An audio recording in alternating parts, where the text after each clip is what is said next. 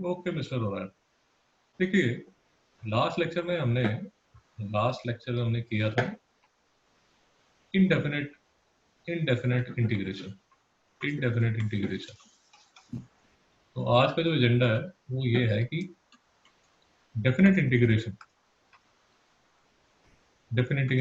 क्या होता है। ओके, तो इनडेफिनेट इंटीग्रेशन का मतलब क्या है? इनडेफिनेट इंटीग्रेशन का मतलब ये है बेसिकली कि ये अगर कोई मेरे पास कर्व है, suppose let us assume y is equal to x square, ये इस साइड भी है बट मैं इस साइड ड्रॉ नहीं कर रहा, मैं सिर्फ इसकी पॉजिटिव साइड कंसिडर कर रहा हूँ। y is equal to x square। Basically मुझे ये चाहिए, इंटीग्रेशन मुझे इसलिए चाहिए होती है कि मुझे I have to find the area under this curve. और आज यहाँ तो कोई डाउट है क्या? नहीं सर। और मुझे इंटीग्रेशन क्यों चाहिए? इंटीग्रेशन इसलिए चाहिए बिकॉज अगर मेरे पास ये स्ट्रेट लाइन है, अगर ये y is equal to x है, तब तो if I have to find the area under this curve, तो अगर मुझे बता दिया जाए कि ये पॉइंट 5 है तो ये पॉइंट भी 5 होगा। और हाँ सर। तो इसका एरिया क्या हो जाएगा? 12.5। हाँ sir 12.5। Half base into altitude करके निकाल लोगे, हाँ सर, हाफ हाफ इंटू 25 12.5। 12.5 आ जाएगा। हाँ मेरी सर। आ जाती है यहाँ पर, ये जो पॉइंट है 0 0 है, ये जो पॉइंट है ये 5, और ये जो पॉइंट है ये पॉइंट है 25। मेरी प्रॉब्लम ये है कि इसका जो एरिया है अगर मैं आपको सफाई से दिखाऊं तो ये कर्व्ड है, ऐसे कर्व्ड है, हाँ या ना? हाँ सर। थोड़ा हाँ एग्जाम्पल सर। कर दिया मैंने, बट ये कर्व्ड एरिया है, ये मेरी प्रॉब्लम है। अच्छा, तो अब डेफिनेट इंटीग्रेशन, अगर आपको बेसिकली इसका इनडेफिनेट इंटीग्रेशन का मतलब समझ आ गया, इनडेफिनेट इंटीग्रेशन में जो हमने किया वो ये किया कि फॉर एग्जांपल हमने दो तीन बेसिक फॉर्मूला किए। एक हमने किया एक्स एंड डी एक्स, हमने किया साइन एक्स डी एक्स, तीसरा हमने कर लिया कॉस एक्स डी एक्स। ये बिल्कुल बेसिक जो इंटीग्रेशन के जो फॉर्मूले हैं वो हमने किए। हाँ सर। इसमें कोई डाउट है? नहीं सर। तो अगर आप देखना चाहते हो तो बेसिक अगर मेरे से आप इंटीग्रेशन के फॉर्मूले पूछते हैं, जो दो तीन मुझे चाहिए होते हैं, जो फिजिक्स के लिए मुझे चाहिए होते हैं, एक तो सबसे जो सिंपलेस्ट फॉर्मूला है वो ये वाला x raise to power n. ये मेरा सबसे सिंपलेस्ट फॉर्मूला है, x raise to power n. इसका मतलब ये हुआ कि अगर मुझे x4 dx इंटीग्रेशन निकालना है तो क्या होगा मिस्टर ओरायन? ओरायन जी? हाँ sir, x raise to 5/5 plus c। ठीक है, तो एक तो ये सबसे बेसिक फॉर्मूला है जिससे मेरी गाड़ी चल जाती है। दूसरा जो बेसिक फॉर्मूला है वो ये ले लीजिए, ये भी मुझे सॉरी ये ले लीजिए, ये भी मुझे काफी काम आ जाता है, cos x dx। इसका इंटीग्रल है sin x प्लस सी। तीसरा जो बेसिक फॉर्मूला है वो ये sin x का है, sin x dx। इसका जो इंटीग्रल है वो है cos x प्लस सी। और जी ठीक है? हाँ सर। हाँ सर। चिराग जी ठीक है?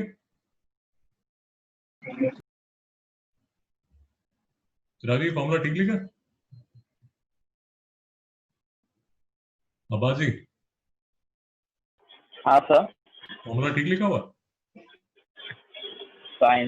माइनस कॉस एक्स होगा ना? और जी ध्यान नहीं दे रहे आप?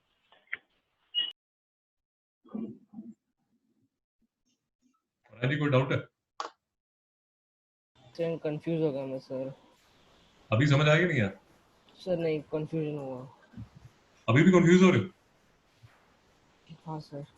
ओके, साइन एक्स का cos x होगा सर ना?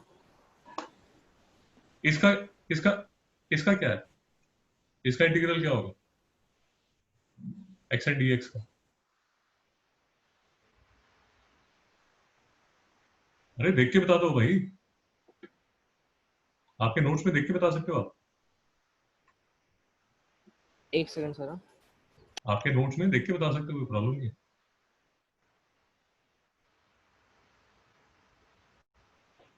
x raised to n plus 1 upon n plus 1 plus c. कोई डाउट है? Yes, हाँ sir. सर. तो अगर x5 dx होगा तो इसका इंटीग्रल क्या होगा? X raised to 6 upon 6 plus c. इसमें कोई डाउट है क्या? नहीं sir. अब इस पे आते हैं, sin x का इंटीग्रल क्या होता है?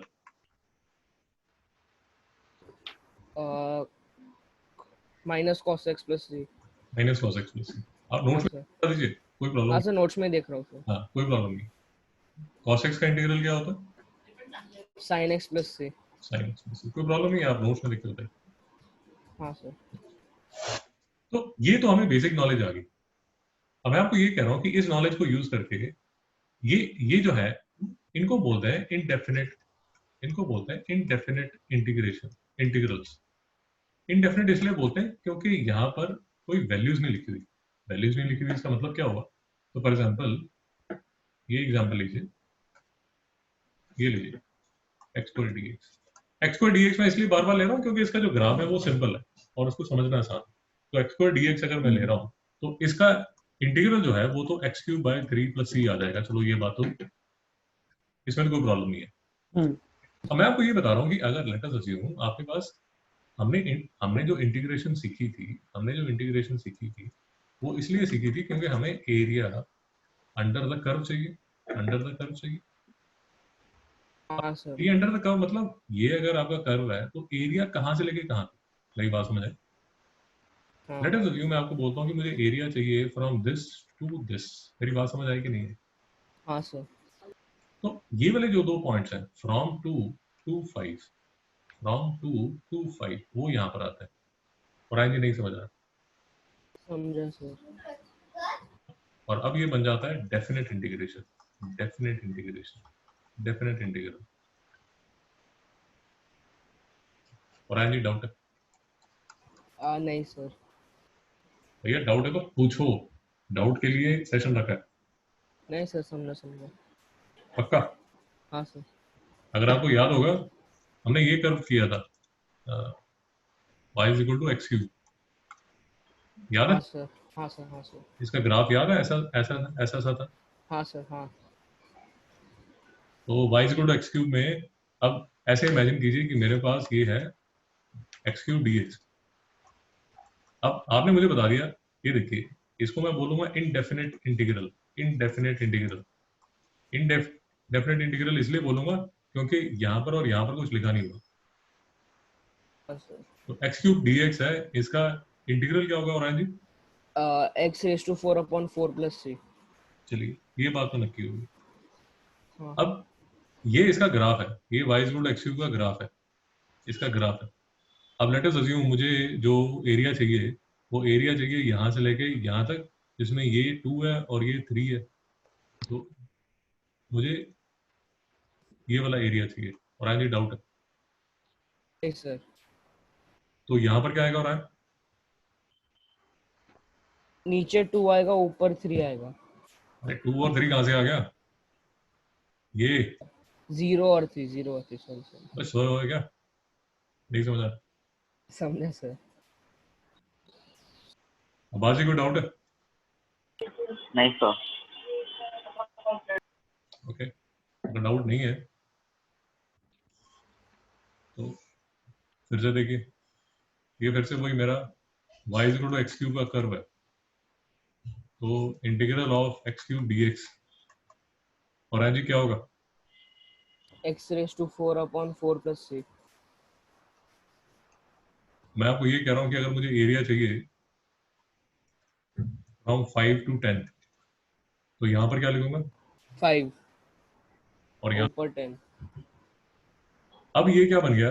अब ये बन गया डेफिनेट इंटीग्रल. हाँ सर. कोई डाउट है? Yes sir. अब फिर क्वेश्चन ये आता है कि सर ये तो आपने लिख तो दिया, ये नई मुसीबत आपने डाल तो दी, बट इसकी वैल्यू कैसे निकलेगी? ये जो एरिया है ये निकलेगा कैसे? अब वो सीखिए, वो सिंपल सा काम है, ज्यादा मुश्किल नहीं है. जो भी इंटीग्रल यहाँ निकला होगा उसको ऐसे 2 डंडी के बीच में डाल दीजिए. नीचे 5 लिख दीजिए, ऊपर 10 लिख दीजिए. और आज यहाँ तक कोई डाउट है? वो अपॉन 4 होगा कि 5 होगा? 4 होगा ना सर? 4 होगा, सॉरी। चिराग जी सुन रहे हो या सो गए हो? तो सुन रहा हूँ। राज जी यहाँ तक कोई डाउट है? नहीं सर। और है ना, हमें सिर्फ ये करना है, ये वाली जो वैल्यू है उसको डाल दो यहाँ पर, ये वाली वैल्यू भी यहाँ पर डालना है, बट बीच में डाल दो एक माइनस। और ये नहीं समझा? हाँ सर समझ रहे हैं। कोई डाउट है? नहीं। एक और एग्जांपल ले लीजिए। फॉर एग्जांपल मुझे जो एरिया निकालना है वो 0 to 10 निकालना है, तो यहाँ पर क्या आएगा? और है सर नीचे 0 आएगा, ऊपर 10 आएगा। यहाँ पर क्या आएगा? सर ऊपर 10 आएगा, नीचे 0 आएगा। ऊपर 10 आएगा, नीचे 0 आएगा, ठीक है। और यहाँ पर क्या आएगा? Sir 10 raised to 4 upon 4 minus 0 raised to 4 upon 4। Doubt है? नहीं सर। क्योंकि इसमें एक डेफिनेट आंसर आता है, इसलिए इसको क्या बोलते हैं? Definite integral. और जी डाउट है? नहीं सर। अबाजी डाउट है? नहीं सर। अबाजी आपको होमवर्क मिलने वाला है मैथ? हाँ सर ठीक है। डाउट है? हाँ।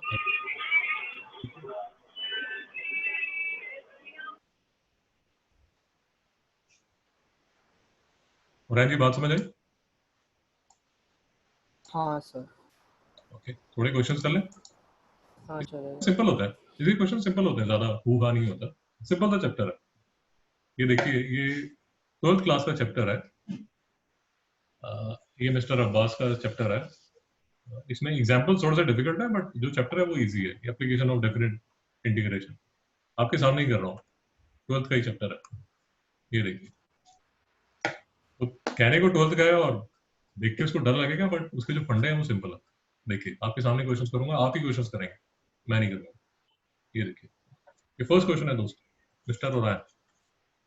हाँ सर। पहला क्वेश्चन 10,000 रुपए के लिए, मिस्टर ओरायन कैसे करेंगे?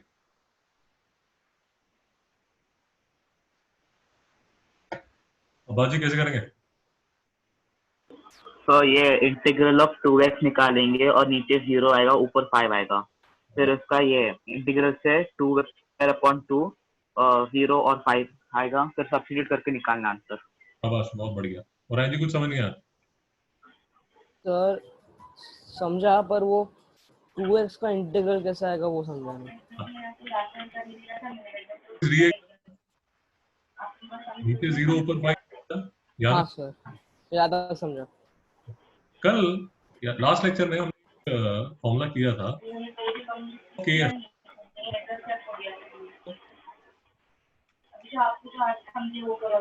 हाँ सर, हाँ सर, हाँ सर। किसके इक्वल था? सर के integral of f of x dot dx, मतलब सर वो 2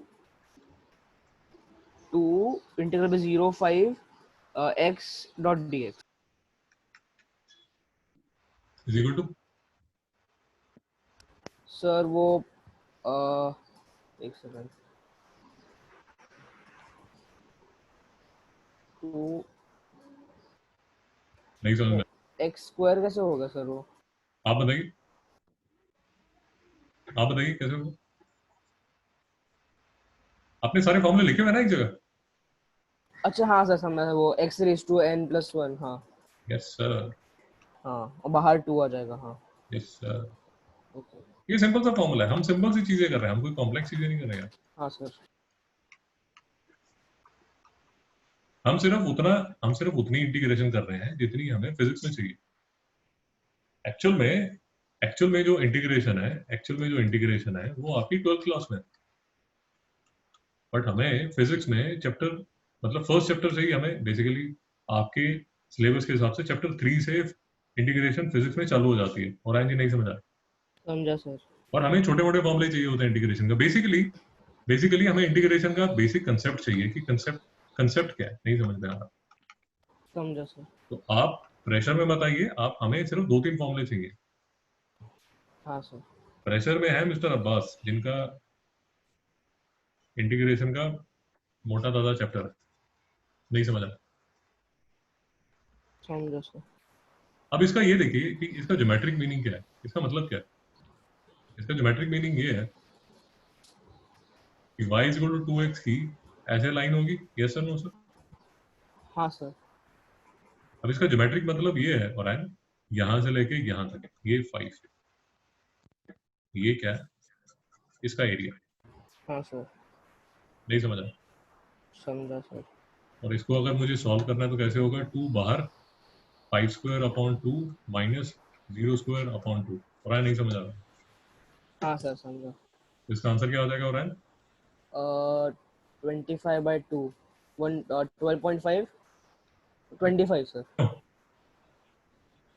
राज, आंसर क्या आएगा 20 मिस्टर चिराग? सर 25। राज जी नहीं समझा? समझा सर।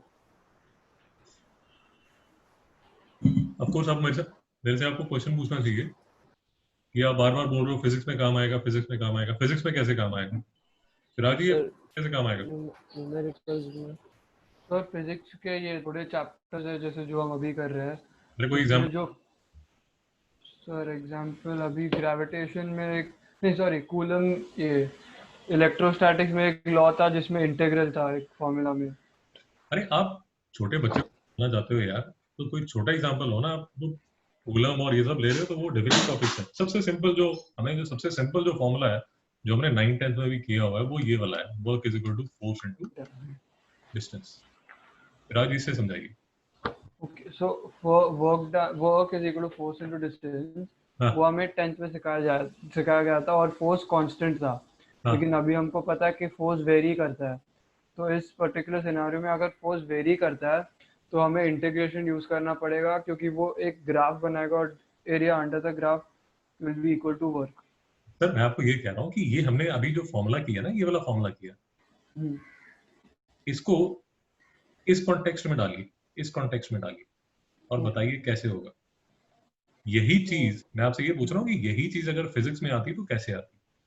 ओके, सो ये बोल सकते हैं कि F is equal to 2d। Two x को मैं डिस्प्लेसमेंट ही बोल देता हूँ, हाँ ऐसे ही लिख देता हूँ। हाँ, okay, F is equal to 2x and the object moves from rest to 5 meters। शाबाश, वेरी नाइस। अब्बास जी नहीं समझ आ रहा? समझा सर। बस, ये डिस्प्लेसमेंट है। और जी नहीं समझ आ रहा? हाँ समझ रहे सर। ये फोर्स है। शाबाश, very nice.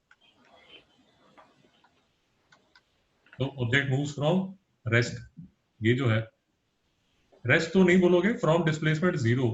From displacement zero मतलब आपके जो भी आपने ओरिजिन माना हुआ है, वो ओरिजिन से वो कहाँ जाता है, 5 मीटर, 5 मीटर पे जाता है। और जी नहीं समझ आ रहा? समझा सर। राय जी डाउट है तो पूछिए। नहीं सर, समझा समझा। अभी चिराग जी आपको ये बोल रहे हैं कि सर देखिए इस केस में क्या हो रहा है, तो फोर्स और डिस्प्लेसमेंट जो है वो वेरी कर रहे हैं। और जी कर रहे हैं नहीं कर रहे? हाँ सर कर रहे हैं। और जी अगर फोर्स कांस्टेंट होती तो ग्राफ कैसे बनता? सर एक स्ट्रेट लाइन होता, कौन सा स्ट्रेट लाइन? हॉरिजॉन्टल। शाबाश। अगर फोर्स कांस्टेंट होती तो force is equal to newton. हाँ सर। एग्जांपल, तो आपका जो ग्राफ है वो कैसा बनता? तो आपका जो ग्राफ है वो अप्रोक्सीमेटली ऐसा बनता, ऐसा बनता। हाँ, हाँ सर। आवाज ही नहीं समझ आ रहा? समझ रहा सर। इस केस में मेरी बात समझ रहे हैं, अगर आप पूरी फिजिक्स के एंगल से इसको देखना चाहते हैं, तो अगर इस केस में अगर आपसे पूछा जाता कि सर वर्क बताइए फॉर कवरिंग 5 मीटर्स, तो रैन वर्क डन कितना होता? सर 5 × 5 कितना? 25। 25। और वो एक्चुअल में क्या था? वो एक्चुअल में ये था, नहीं समझ में आया। हाँ सर समझा। अब क्योंकि पर सर फिर हमारा जो वो कर्व का आया वो भी 25 आया सर ना। कौन सा वाला? तो हमने जो कर्व का निकाला था एरिया इंटीग्रेशन से, वो उसका भी आंसर 25 ही आया था। वो कोई फर्क नहीं पड़ता, 25 तो कैसे भी आ सकता है, 25 तो 5 into 5 आ सकता है, 25 into 1 करके भी तो आ सकता है। नहीं समझ आया? हाँ सर समझा। मैं आपकी बात समझ गया और मैं आपको बताता हूँ कि हुआ क्या। 25 आपका क्वेश्चन भी ठीक है, 25 तो ऐसे भी आ सकता है। हाँ सर। ये देखिए, हाँ सर। हाँ आपका क्वेश्चन बिल्कुल ठीक है। थोड़ा और समझना चाहते हैं तो ये एरिया 25 है, और थोड़ा और समझना चाहते हैं तो ये देखिए, 2 मिनट। इंसिडेंटली ये जो ट्राइंगल का एरिया था वो 25 था। नहीं समझा? समझा सर। ट्राइंगल का एरिया निकालिए, कितना आता है? हाफ तो बेस ऑल्टीट्यूड क्या होगा? 10 होना चाहिए सर उसके हिसाब से तो। 25 का क्या आता है? 25। नहीं समझा? और जी नहीं समझा? समझा सर समझा। आपका एक्चुअली क्वेश्चन ये होना चाहिए, इफ यू आर अंडरस्टैंडिंग, अगर मेरी बात समझ आ रहे हो, तो आपका क्वेश्चन ये होना चाहिए कि आपने ये सब तामझाम क्यों किया, आपने ये सब तामझाम क्यों किया, जबकि मैं इसका एरिया बेसिक अलजेब्रा से निकाल सकता था। और जी नहीं समझ में आया? कि सर ये केस में वो ऐसे स्ट्रेट लाइन है, क्योंकि Yeah. वो कर्व्ड भी हो सकता है लाइन सर वो। Absolutely. परफेक्ट परफेक्ट, यही क्वेश्चन है। अब बाजी आपको समझ आ रहा है नहीं यार? समझ रहा हूँ सर। एब्सोल्युटली। और इसीलिए मैं आपका जो यूजुअली जब स्टूडेंट्स के साथ ग्राफ पे ज्यादा ध्यान देता हूँ, ग्राफ पे इसलिए ध्यान देता हूँ ताकि अलजेब्रिकली आपको समझ आए कि हो क्या रहा है। एक ग्राफ ये है, अब ये वाले ग्राफ में अगर एरिया निकालना है तो हाफ बेस इनटू ऑल्टीट्यूड करके काम खत्म करो। बट अगर आप हाँ सर। ये, तो प्रॉब्लम है ना, इसमें तो आपका बेसिक अलजेब्रा लग जाएगा, बट इसमें आपको इंटीग्रेशन चाहिए, इसमें आपको कैलकुलस चाहिए। और आज बात समझ आई नहीं आई? समझा सर। बट जो कंसेप्ट है, कंसेप्ट मैथ से शुरू होके फिजिक्स तक कैसे जाता है, और आज ये समझ आया कि नहीं आया? समझा सर। हमारे लिए तो ये जरूरी है ना कि फिजिक्स में ये सब तामझाम क्यों आ रहा है। वो फिजिक्स में तामझाम इसलिए आ जाता है कि जो आपका फॉर्मूला, वर्क का जो फॉर्मूला है वो फोर्स इनटू डिस्टेंस है। अब जो फोर्स का अगर आपका फंक्शन आ गया, वो फंक्शन आ गया टेढ़ा मेढ़ा।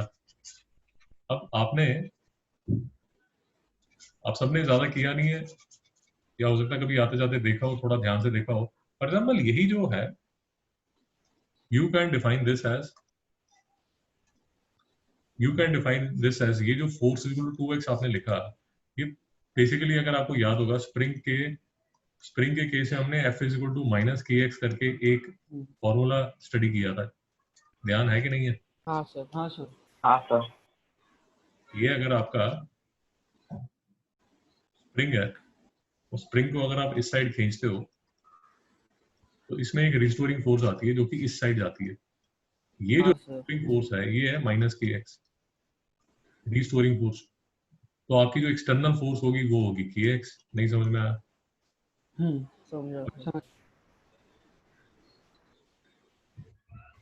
जी डाउट है? नहीं सर समझा। और जी दो तरह की फोर्सेस हैं, ध्यान रखिए थोड़ा, ये फिजिक्स में बार बार कंफ्यूज करता है। एक तो एफ सिस्टम की फोर्स होती है, फॉर एग्जाम्पल इस केस में एफ सिस्टम जो है वो माइनस के एक्स है। माइनस के एक्स आपको ये बोल रहा है कि डिस्प्लेसमेंट अगर बढ़ेगी तो जो सिस्टम की फोर्स है उसके उल्टे डायरेक्शन में होगी। क्या ये ठीक बात है? हाँ सर। दूसरी बात जो है वो होगा फोर्स एक्सटर्नल। एक्सटर्नल मतलब ओरायन की फोर्स, जो ओरायन खींच रहा है। नहीं समझ आ रहा? हाँ सर। और ये जो फोर्स है ये इसके अपोजिट होगी, तो ये के एक्स हो जाएगी। And this make sense also because ये जो फोर्स एक्सटर्नल है ये डिस्प्लेसमेंट की डायरेक्शन में ही है। यार किसी को डाउट है क्या, मैं अपने आप से बातें कर रहा हूँ? नहीं सर। समझा सर। समझा। ओरायन जी समझ आ रही समझा है? सर। हाँ सर समझ आ रहा नहीं आ रहा समझ रहे सर समझ रहे। यार? ये फिजिक्स में कोर कंसेप्ट है, अगर नहीं समझोगे तो प्रॉब्लम है। ये धरती माता आपको नीचे खींच रही है। अगर मुझे आपको ऊपर लेके जाना है विदाउट एक्सेलरेशन, कोई एक्सेलरेशन नहीं मैं आपको देना चाहता, मैं सिर्फ आपको उठाना चाहता हूँ, तो धरती माता आपको खींच रही है इस फॉर्मूले के हिसाब से। तो मेरी जो फोर्स होगी इसके अपोजिट होगी और इक्वल होगी। हाँ या ना? हाँ सर। हाँ सर। हाँ सर। ये बात में कोई डाउट तो नहीं है? तो फिर नेगेटिव होगा सर वो ना? हाँ, उसको नेगेटिव लिख लीजिए, नेगेटिव लिख लीजिए। ये लीजिए, ये जो है ये अर्थ का है, ये जो है ये एक्सटर्नल है। सिराजी, कोई डाउट है? नहीं सर। बात तो डेफिनेट इंटीग्रेशन की हो रही है। डेफिनेट इंटीग्रेशन का बेसिकली मैं आपको ये बताने की कोशिश कर रहा हूँ कि डेफिनेट इंटीग्रेशन बार बार क्यों फिजिक्स में आ जाती है। वो इसलिए आ जाती है कि जैसे अब आपने ये एक्सटर्नल फोर्स लगाई यहाँ पर, ये एक्सटर्नल फोर्स लगा के थोड़ा सा और अगर फिजिक्स के एंगल में थोड़ा सा और उसके अंदर घुसने की कोशिश करें, तो अगर आपको मेरी बात समझ आ रही है, ये एक्सटर्नल फोर्स लगा के आपने जो स्प्रिंग है, कोई स्प्रिंग आपने लिया, उसको 5 मीटर स्ट्रेच कर दिया। और जी समझ आया नहीं है? हाँ सर। ये स्प्रिंग आपने ऐसा 5 मीटर से एक्सटेंड कर दिया, दिख रहा है आपको खींचा हुआ स्प्रिंग? हाँ सर। इसकी जो एक्सटेंशन है लेट अस अज्यूम 5 मीटर्स आपने कर दी। अब जब आपने इसके अंदर काम किया, स्प्रिंग को खींचा, तो आपने वर्क किया ना, वो जो वर्क है इसके अंदर जाके स्टोर हो गया। नहीं समझ आ? समझ गया। या डाउट आ रहा है? सर समझे। नहीं सर। नहीं सर। अब आज डाउट आ रहा है क्या? नहीं सर। राजन, ये स्प्रिंग है, ये स्प्रिंग को आपने स्ट्रेच करके ऐसे खींच दिया, ऐसे कर दिया। आपने जो एक्सटेंशन आप इसके अंदर लेके आए वो 5 मीटर की एक्सटेंशन ले आए। अब जब इस पोजीशन में लेके आप इसको खड़े हो, यहाँ खड़े हो, तो इस स्प्रिंग के अंदर आपने एनर्जी डाल दी ना, हाँ या ना? हाँ सर। वो एनर्जी किसकी इक्वल होगी? जितना आपने काम किया। Yes sir, no sir? हाँ सर। वो जो वर्क है या वो जो एनर्जी है वो यही है। फिर आगे नहीं समझ आ रहा? तो समझ आया। Work done by external agency is stored in the spring. अब बात जी नहीं समझ आ रहा? समझा सर। मिस्टर रोहन, समझा सर समझा। तो as a matter of fact, अगर आपकी फोर्स है F is equal to k x external, spring की फोर्स है माइनस के एक्स, आपका जो वर्क डन होगा वो होगा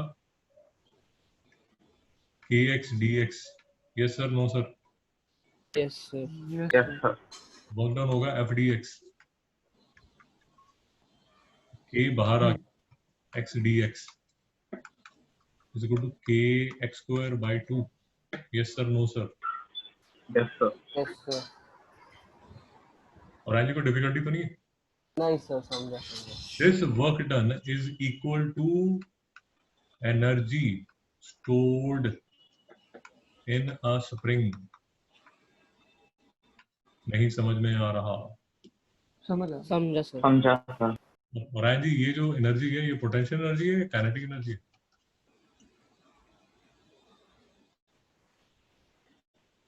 सर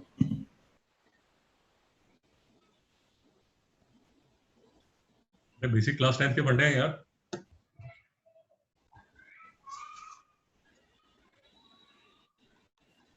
आपके कान खींचे हुए मैंने यहाँ से फुल, तो आपके कानों में पोटेंशियल एनर्जी है, काइनेटिक एनर्जी है? काइनेटिक। अरे कमाल कर रहे हो यार, खींच के रखे हुए हैं ऐसे, कान बड़े कर दिए आपके मैंने। हाँ सर फिर पोटे। अरे कमाल है यार, 8th में आ गए थे तो आईसीएसई वाले 7th 8th में ही फंडा आ गया। पोटेंशियल एनर्जी है ना भैया? सर जी हाँ या ना? हाँ हाँ सर अरे आपने गली के कुत्ते को यहाँ पर लेके गए, टॉमी को ऊपर लेके गए, and you are a bad person, Tommy को नीचे फेंकने की कोशिश कर रहे हो, या ये गलत एग्जांपल है, कोई और एग्जांपल ले लीजिए। We shouldn't be troubling dogs. Let us assume कि आप बैटमैन बन जाते हो, बैटमैन बन जाते हो, यहाँ से जंप मार के नीचे गिरते हो, यू आर अ बैटमैन, ये आपका केव है। So when you are flying down, आप में काइनेटिक एनर्जी है रायन जी? हाँ सर साथ में कोई और एनर्जी भी है? नहीं सर सर। वो पॉइंट पे पोटेंशियल एनर्जी। वो पॉइंट पे तो थोड़ी पोटेंशियल एनर्जी भी है, but just before you hit the ground सारी की सारी काइनेटिक एनर्जी है। Yes sir, no sir? Yes sir ये तो बेसिक 9th 10th का फंडा है कि स्ट्रेच्ड स्प्रिंग, ये जो स्ट्रेच्ड स्प्रिंग है, स्ट्रेच्ड स्प्रिंग लिख देता हूँ, stretched spring will have potential energy. Yes sir, no sir? Yes sir. Yes sir And that potential energy is given by half kx square. Yes sir, no sir? Yes sir. Yes sir और राय जी नहीं समझा? समझा sir. तो राय जी बात कहाँ से start हुई थी? बात स्टार्ट सर बोलिए। नहीं सर समझाओ समझा। बात स्टार्ट हुई थी यहाँ से, डेफिनेट इंटीग्रेशन से।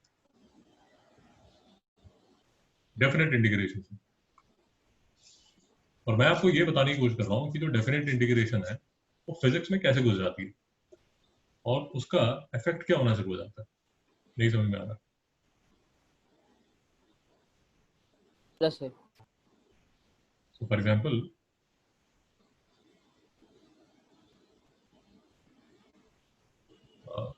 एक और मैं आपको मैथ्स का एक और सम करके दिखा देता हूँ ताकि आपको डेफिनेट इंटीग्रेशन के जो फंडे हैं वो थोड़े से और क्लियर हो जाए।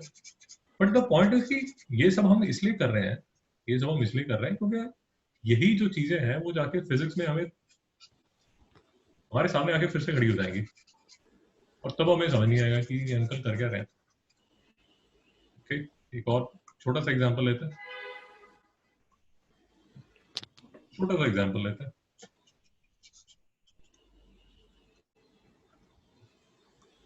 ये देखिए, फरहान जी आप बताइए कैसे करेंगे? सर एक सेकंड ना।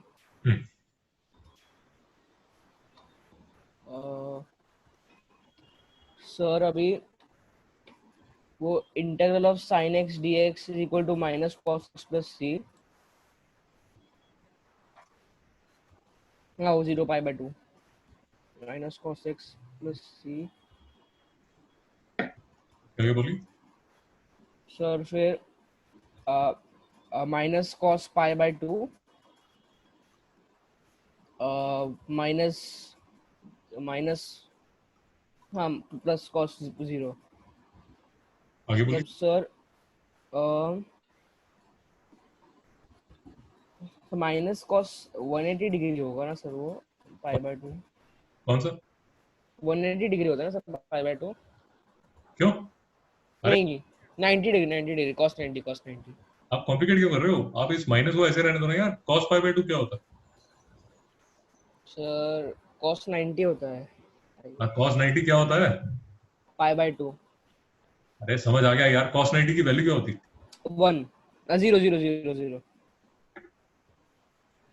cos 0 क्या होता है? 1। नहीं समझ में आया। समझा सर। अब बाजी डाउट है? नहीं सर।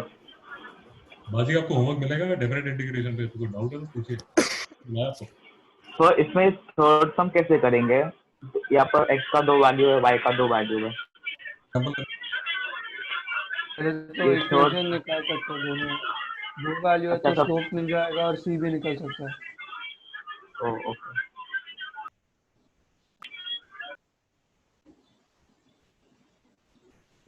अबे रेडियो के पास बैठे हो क्या?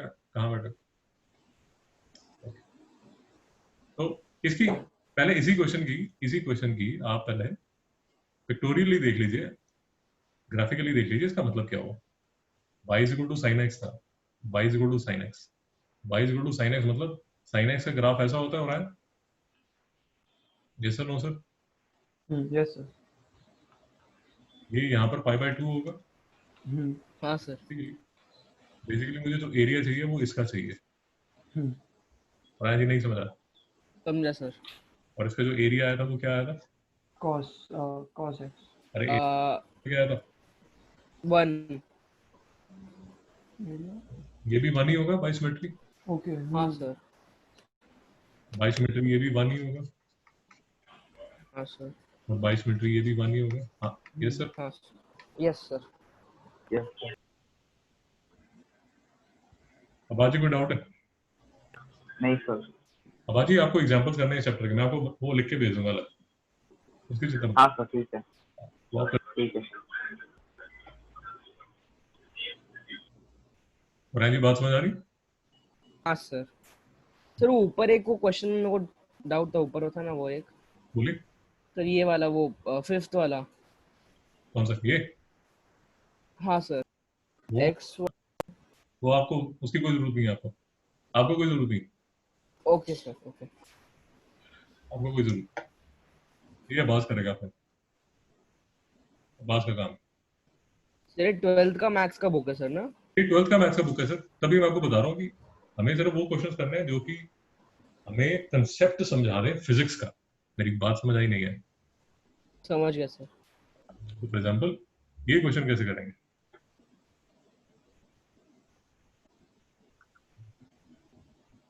बोलिए। सर पहले तो x cube integral of minus नीचे -2 ऊपर 1, हाँ नीचे -2 ऊपर 1 is equal to x raise to 4 upon 4 plus c. अच्छा एक चीज देख लीजिए, मैं एक्चुअली आपने बोल दिया, मैं बोलना भूल गया था। जब डेफिनेट इंटीग्रेशन करते हैं तो यहाँ पर सी लिखने की जरूरत नहीं है, आप डायरेक्ट -2 to 1 करके बात करूँ, इसकी सी की जरूरत नहीं है, समझ? Okay sir. ओके। फिर sir -2 raise to 4 upon 4 minus 1 raise to 4 upon 4। हाँ कोई डाउट है? नहीं सर, फिर 1 अपॉन 4 माइनस, अब नहीं +2 अपॉन, नहीं हाँ -16 अपॉन 4। हाँ कोई डाउट है? सर 16 कैसे 64 होगा सर ना? आप बताइए। हाँ सर 16 फिर -15 अपॉन 4। कोई डाउट है? अबाजी कोई डाउट है? नहीं सर। फिराजी कोई डाउट? नहीं सर। थोड़ा बात समझने की कोशिश कीजिए, वही ग्राफिकल इंटरप्रिटेशन देखिए, और फिर से वही बात, इसीलिए हम ग्राफ करते हैं कि y equal to x cube का, अगर आपको याद होगा ऐसा ग्राफ बनता है। अब एरिया जो आप कैलकुलेट कर रहे हैं वो -2 और 1 के बीच में कर रहे हैं, यहाँ पर -2 है और यहाँ पर 1 है। वैसे तो बड़ा ऑब्वियस ही बात है, ये वाला जो एरिया है वो इस एरिया से ज्यादा है। हाँ सर। हाँ या ना?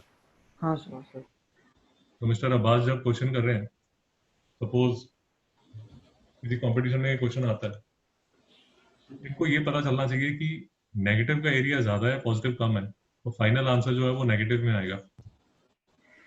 ये और ये तो हो नहीं सकता। अब्बास जी हाँ या ना? हाँ सर। तो ये या ये इसका आंसर होगा, हाँ या ना?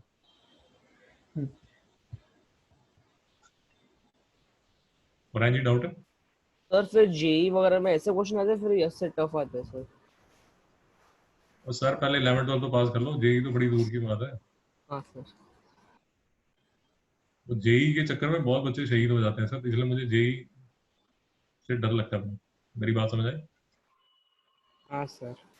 ये जेई नीट और ये सब जो बातें हैं ना,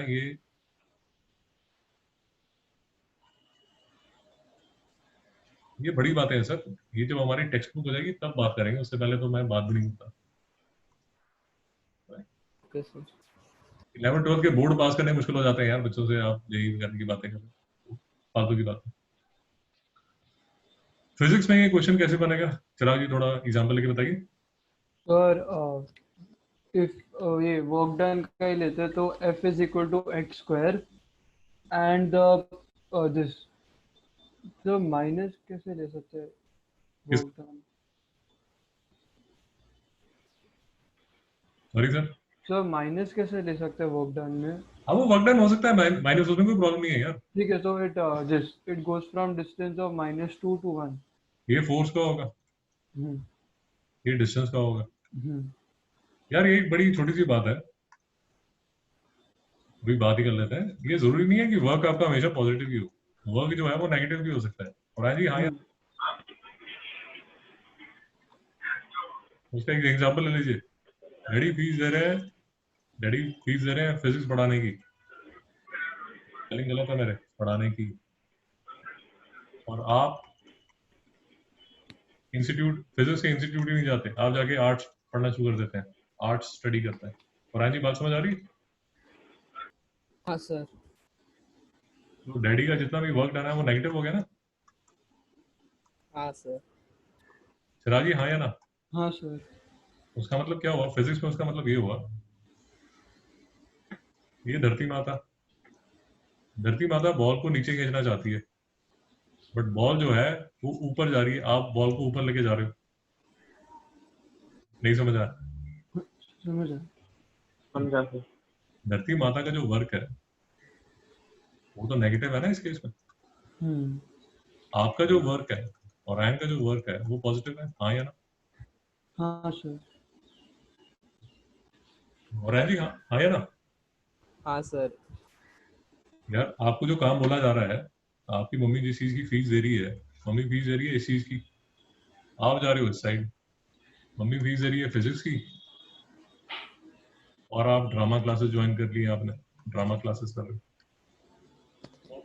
नेगेटिव वर्क हो रहा है ना। सर वो पिछले इसमें वो पिछला वाला था ना सर, वो अर्थ और वो बॉल वाला, हाँ हाँ, उसमें हम लोग नेगेटिव वर्क कर रहे हैं ना सर, ग्रेविटी के अगेंस्ट। क्यों आप क्यों कर रहे हो? हाँ, और ग्रेविटी हमारे अगेंस्ट नेगेटिव वर्क कर रही है। अरे बॉल जा रही है ऊपर, हम्म डिस्प्लेसमेंट ऊपर। अच्छा, मतलब हमारे लिए पॉजिटिव, ग्रेविटी के लिए नेगेटिव होगा सर ना वो फिर? नहीं आप ऐसे देख लीजिए ना यार, बॉल ऊपर जा रही है ना, हाँ सर। बॉल ऊपर जा रही है, आपने फोर्स भी ऊपर लगाई है, एक्सटर्नल फोर्स, आपका जो वर्क है वो तो पॉजिटिव होगा। हाँ, ग्रेविटी का वर्क नेगेटिव होगा।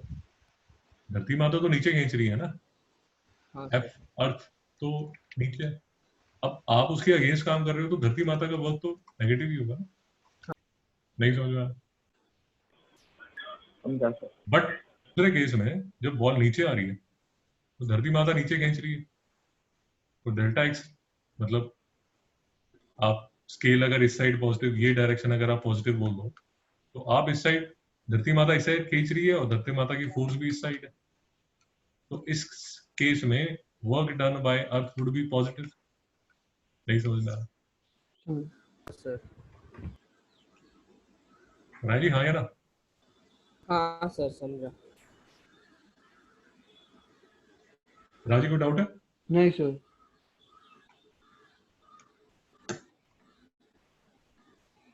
राजी एक और एग्जांपल दे दीजिए, वर्क डन का छोड़ के कोई और एग्जांपल अगर देना चाहे फिजिक्स से, कोई और सिंपल सा एग्जांपल जो 10th क्लास के बच्चे को समझ आ जाए। सर वो ये स्प्रिंग का भी ले सकते हैं एग्जांपल। स्प्रिंग का तो गोली मारो यार, स्प्रिंग का छोड़ो, कोई और देख लो।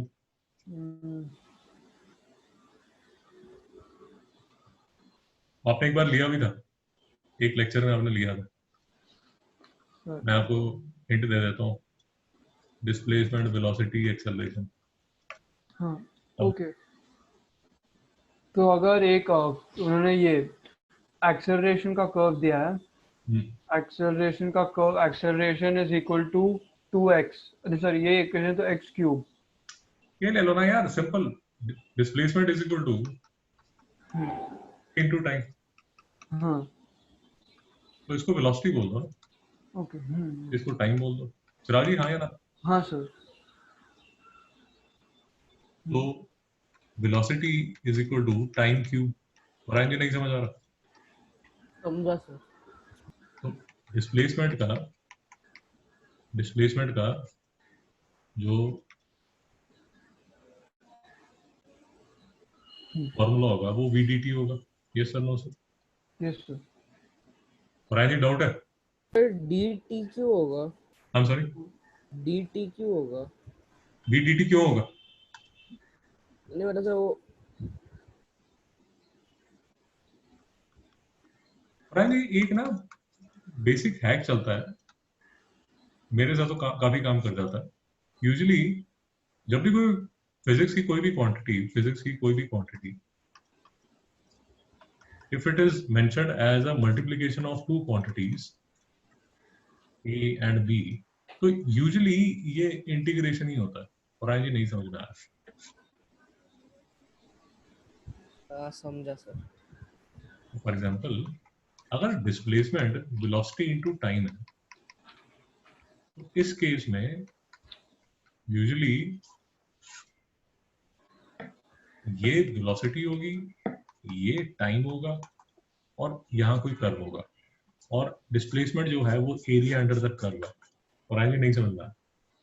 हाँ सर समझा। बाजी नहीं समझा। समझा सर। तो मल्टीप्लिकेशन मतलब इंटीग्रेशन होता है।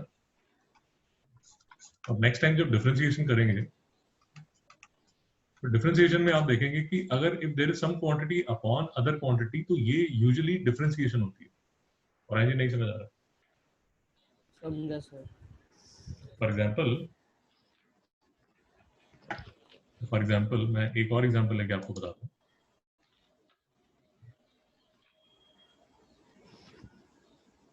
ये देखिए,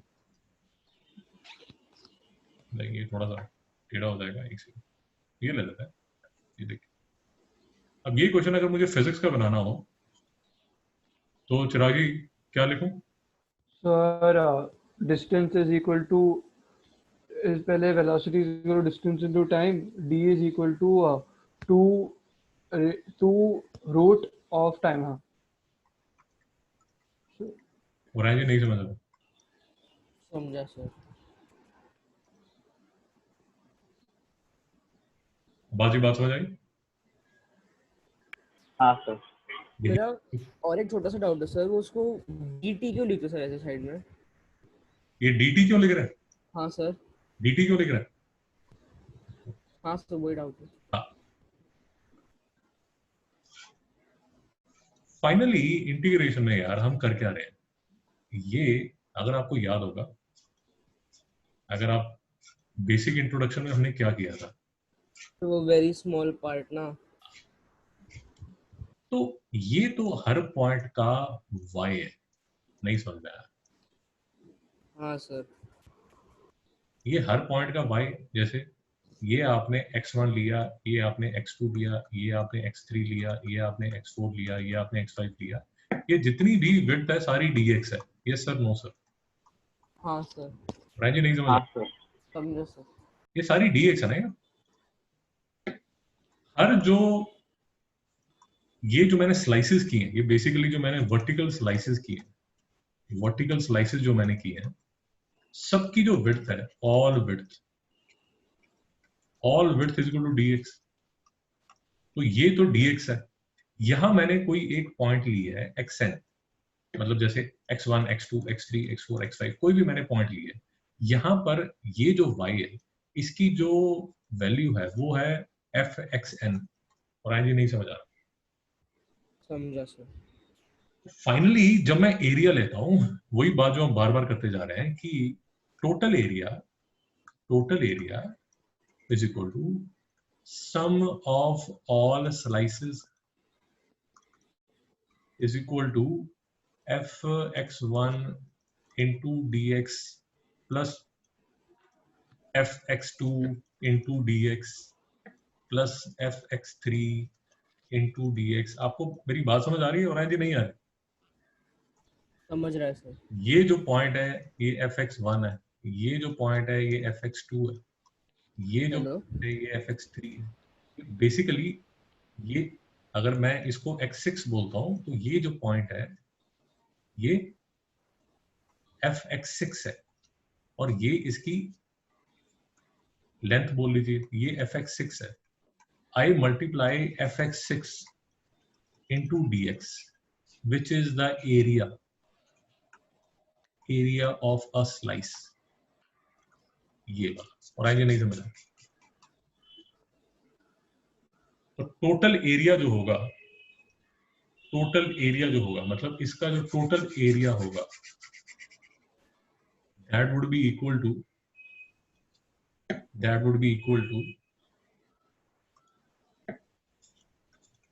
fx dx, या fx dx लिख लीजिए या y dx लिख लीजिए।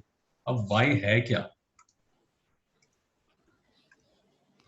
y है 2√x, तो ये 2√x यहाँ पे लिखा होगा। नहीं समझ में आ रहा हो रहा है जी?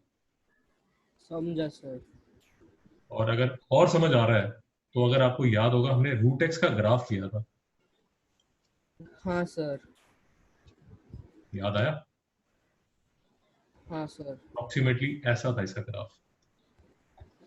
2√x का भी अप्रोक्सीमेटली ऐसा ही ग्राफ होगा। अब क्योंकि मैं इसको वेलोसिटी 2√2 बोल रहा हूँ, तो ये मेरा वेलोसिटी एक्सिस है, ये मेरा टाइम एक्सिस है, और ये मेरा t√t है, और मुझे एरिया निकालना है 0 से लेके 1 तक। मतलब इन टर्म्स ऑफ फिजिक्स मुझे इसका एरिया निकालना है, and which is equal to the displacement. और एंड ये नहीं समझ में आ रहा, समझा सर। तो इसलिए सर ये जो मैंने यहाँ लिखा है, जो आपका क्वेश्चन था, अब इस क्वेश्चन को समझिए। आपने जो क्वेश्चन पूछा, ये जो है ये है मेरा y, और ये जो है ये मेरा dx है। मेरी बात समझ आई? हाँ सर समझा। इसी पे मैं थोड़ा आपको समझाने की कोशिश करता हूँ। बेसिकली ये जो मेरा, सॉरी, इस पे मैं समझाने की कोशिश करता हूँ। ये जो मेरा एक्सिस है, ये मेरी बन गई वेलोसिटी। ये जो मेरी एक्सिस है, ये मेरा बन गया टाइम। और ये है वो situation, y is equal to 2√2, और डिफाइन किया है 0 से लेके 1 तक। और मुझे निकालना क्या है, ये वाला एरिया। और ये जो एरिया है ये बेसिकली क्या है, डिस्प्लेसमेंट। और आई समझ आई कि नहीं आई? समझा सर। और आई देखिए फंडामेंटली होता क्या है, फंडामेंटली समझिए। मैथ्स जो है, मैथ्स में क्या करता है, मैथ्स क्या करता है, एक जिसको बोलते हैं ना फ्री साइज कैप बना देता है, फ्री साइज कैप बना देता है। अब वो मेल डाल सकता है, फीमेल डाल सकता है, एशियन डाल सकता है, यूरोपियन डाल सकता है, चाइनीज डाल सकता है, कोई भी डाल सकता है। और जी आपको समझ आया? और जी आपको समझ आया? हाँ सर। तो मैथ्स क्या कहता है, मैथ्स कहता है यार मैंने y और x में अगर मैंने यहाँ पर एरिया निकालना है, तो इसका फॉर्मूला क्या है, y dx। अब फिजिक्स क्या करता है, फिजिक्स कहता है ओके, अगर ये फोर्स हुआ और ये डिस्प्लेसमेंट हुआ, तो ये क्या होगा, वर्क। नहीं समझ आया? दूसरे केस में फिजिक्स बोलता है कि ये अगर वेलोसिटी हुआ, ये अगर टाइम हुआ, तो ये क्या होगा, डिस्प्लेसमेंट। और एंड नहीं समझ आया? तो एक फॉर्मूला बन गया, displacement is equal to velocity dt। पहला जो फॉर्मूला बना था वो बना था work is equal to force into displacement. Sir नहीं समझ आया? समझा सर। ब्रायन जी नहीं समझ आ रहा? समझा सर। तो प्लीज बात समझिए। मैथ्स ये बोल के चुप हो जाता है, इसके बाद फिर मैथ्स कुछ बोलता नहीं है कि दादा ये जो है ना, ये जो एरिया है ये है y dx, बस मैथ्स इतना ही बोलता। उसके बाद फिजिक्स टेक्स ओवर, और फिर फिजिक्स बोलना शुरू करती है कि मेरा y ये है, और x ये है और फलाना ये है और ढिमकाना ये है। तो मैथ्स कहता है यार मुझे नहीं पता, मैंने ये आपको थ्योरी बना के दे दी है, अब आप इसका जो मर्जी बनाते रहो। नहीं समझ आया? समझा सर। मैथ्स जो है वो राइस बना देता है, अब फिजिक्स उसका पुलाव बनाए या बिरयानी बनाए, बिरयानी भी वेज बिरयानी बनाए या नॉन वेज बिरयानी बनाए, या आप इसकी खीर बना लो। चिरागी और क्या बनता है राइस का? हम्म, इडली बना लो। अब बाजी और राइस का क्या बन जाता है? Sir pudding, rice pudding. Pudding बना लीजिए, राइस पुडिंग बना लीजिए, चलिए ये भी ठीक है। और राइस को तो नहीं पता ना आप क्या बना रहे हो, और आगे नहीं समझा। हाँ sir. And that is why we need to study integration, इसलिए हमें करना होता है, क्योंकि फिर नहीं तो समझ नहीं आता। एक और छोटा सा एग्जांपल कर ले, ओके सर। एक और छोटा सा एग्जांपल कर ले। हाँ सर चलेगा सर। चलिए ये कर लेते हैं। इसका फॉर्मूला आपको नहीं पता होगा, चिंता मत करना, ये दूसरे लड़के बताएंगे आपको। अब आज ही बताइए कैसे करेंगे।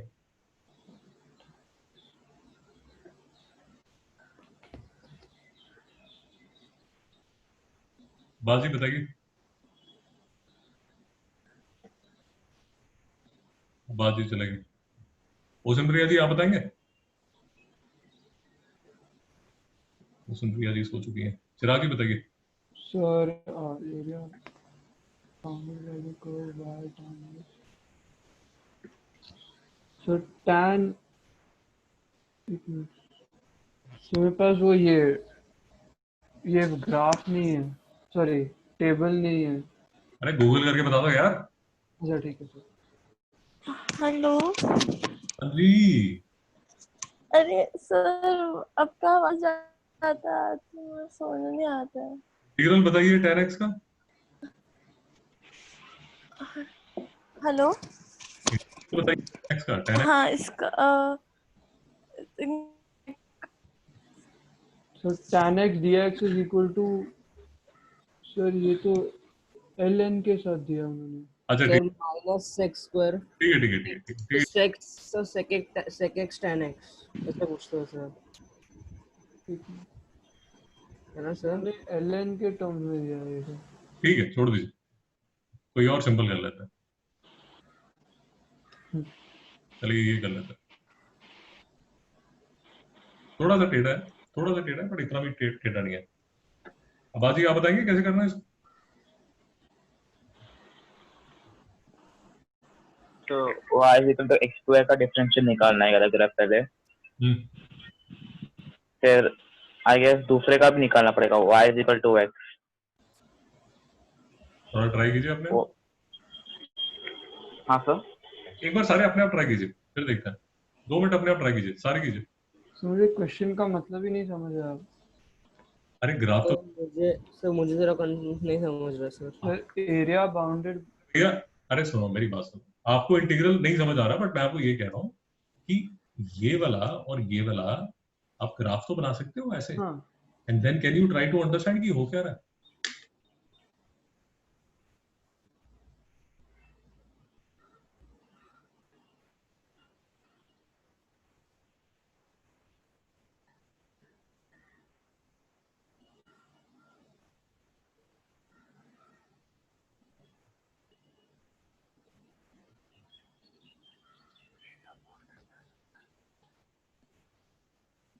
ओके ओके,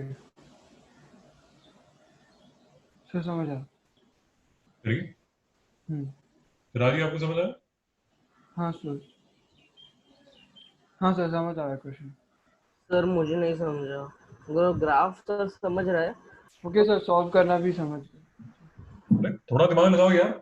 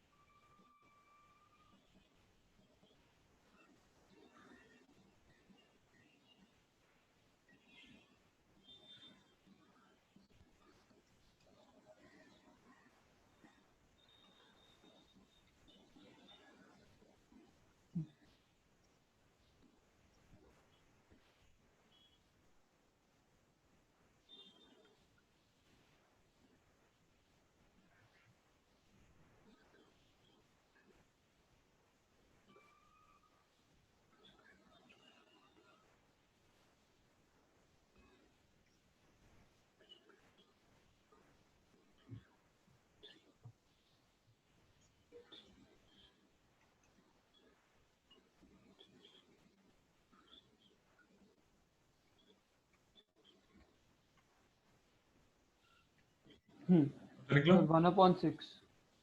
आवाज ये आंसर निकला। हाँ सर, 1 मिनट हो रहा है। हाँ mister Orion, sir I don't know correct है कि नहीं, पर सर जैसा मुझे आ रहा है उसके हिसाब से तो आंसर 1/6 के आसपास आना चाहिए। मतलब मुझे अपॉन 6 आ रहा है सर वो एंड प्रोडक्ट का। ऊपर पूरा प्रॉब्लम है और अपॉन 6 आ रहा है। 1/6। यार देखिए हमें ये पता है कि जो y is equal to x square है उसका ग्राफ ऐसा होता है, y is equal to x square का ग्राफ ऐसा होता है, हाँ sir, y is equal to x, y is equal to x। Straight line है सर। हाँ ठीक है, बेसिकली बेसिकली ये जो है एक ग्राफ ऐसा होगा, सॉरी सॉरी यार सॉरी, एक ग्राफ ऐसा होगा,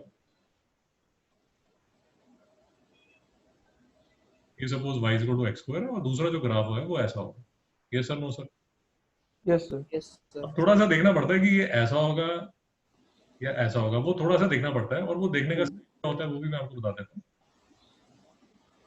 वो भी देख लीजिए। बेसिकली आपको इनके दोनों के पॉइंट ऑफ इंटरसेक्शन निकालना है, हाँ या ना, कि ऐसा है और दूसरा ऐसा है, तो ये और ये वाला पॉइंट निकालना है। और इतनी तो अकल है, ये तो समझ आ रहा है कि ये वाला जो पॉइंट है वो तो 0 0 है। यार यहाँ तक किसी को डाउट है क्या? नहीं सर। नहीं सर, और सर 1 और 1 होगा ना। हाँ हाँ, इसमें तो सिंपल है यार। यूजुअली क्या करते हैं, y और y को आप इक्वेट कर दीजिए तो x square is equal to x आ गया, जिसका मतलब हुआ x minus 1 is equal to 0, therefore x is equal to 0 हाँ, और 1 इज इक्वल 1। तो ये 0 0 है और ये वाला जो पॉइंट है ये 1, 1। ये वाला जो पॉइंट है ये 1 है, हाँ या ना? हाँ सर। थोड़ा सा और समझने की कोशिश करेंगे तो ये y is equal to x है और ये y is equal to x square. X square है। तो थोड़ा सा और समझने की कोशिश कीजिए, अगर मैं बीच में कोई पॉइंट ले लेता हूँ हाफ, तो हाफ में y is equal to x पे ये आएगा half, but x is equal to half पे ये लाइन पे आएगा 1/4। अब बात ही समझ आया नहीं? समझा सर। तो ये जो नीचे से ये वाली जो लाइन है, ये जो नीचे वाली लाइन है, नीचे वाली जो लाइन है दादा वो है y is equal to x square, और ऊपर वाली जो लाइन है वो है y is equal to x, हाँ या ना? हाँ सर। हाँ सर। और एरिया निकालना है दादा ये वाला, ये बीच वाला। Yes sir, no sir? Yes sir. हाँ सर, समझा। सबसे सिंपल काम मैं क्या कर सकता हूँ, ये देखिए ऊपर से लाइन जा रही है ये वाली, ये वाली, ये जो लाइन, ये वाली लाइन है, तो मैं क्या करता हूँ x dx 0 to 1। अगर आपको मेरी बात समझ आ रही है, इसका जो एरिया होगा मैं यहीं दिखा देता हूँ, ये देखिए यहाँ दिखा देता हूँ, ये एरिया एक्स स्क्वायर अपॉन निकाल रहा हूँ 0 to 1, ये वाला एरिया निकाल रहा हूँ।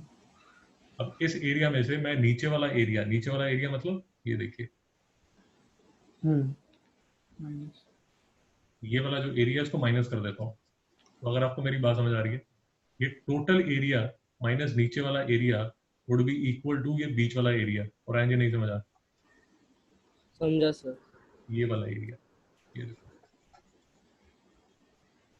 अब बाजी डाउट है? नहीं सर। ये वाला एरिया आ जाएगा, यही एरिया मुझे चाहिए।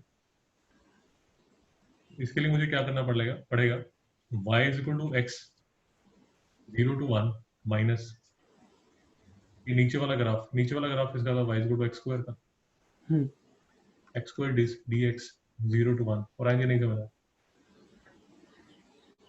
सर मैंने ऐसे ही किया था, बस मैंने x स्क्वायर पहले ले लिया, इसके लिए मेरा वो गड़बड़ हो रहा था कुछ। तो वो फंडे समझ आए नहीं आए? हाँ समझा सर, समझा। और आएंगे ठीक करो। हाँ सर, मैंने उल्टा कर दिया था, मैंने x cube x cube by 3 पहले ले लिया, एक्स स्क्वायर बाय 2 बाद में ले लिया, अब इसलिए समझ मेरा गलत आ रहा था। मैंने ऐसे ही किया था सर। हाँ अब समझ आ गया? हाँ सर। तो इसका आंसर क्या आ जाएगा? 1/6। और कोई डाउट है? नहीं सर। अब्बास जी कोई डाउट है? नहीं सर। अगर डाउट नहीं है तो नेक्स्ट क्लास से पहले आपको गूगल करके ये तो पता चल गया, अभी बताइए इसका इंटीग्रल क्या है? सर इसका ही तो नहीं मिल रहा था सर गूगल पे। अरे आंसर किया ना आपने, गूगल किया ना, क्या आया था आपका? सर गूगल पे ये ln के साथ आया। हाँ तो बोल दो, शर्मा क्यों रहे हो? ठीक है sir. Sir ln sin x plus c। ये फाइनल आंसर होगा ना? ये है या नहीं है? हाँ हाँ हाँ सर, हाँ सर यही है। हाँ हाँ हाँ यही है। या ये लिखा होगा या ये लिखा होगा?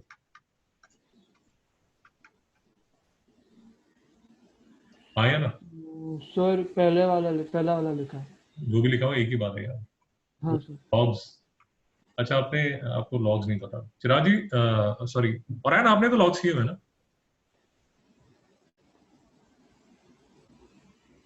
और लॉग्स याद है या नहीं याद? और है भी है या नहीं है? अब्बास जी आपको लॉग्स याद है? सर उतने अच्छे से याद नहीं है, लाइक थोड़ा बहुत आता है। ठीक है ठीक है, तो ट्राई कीजिए नेक्स्ट क्लास से पहले अगर ये कर सकते हैं तो। ओके तो मतलब अभी 4 o'clock क्लास। जी सर जी। ओके।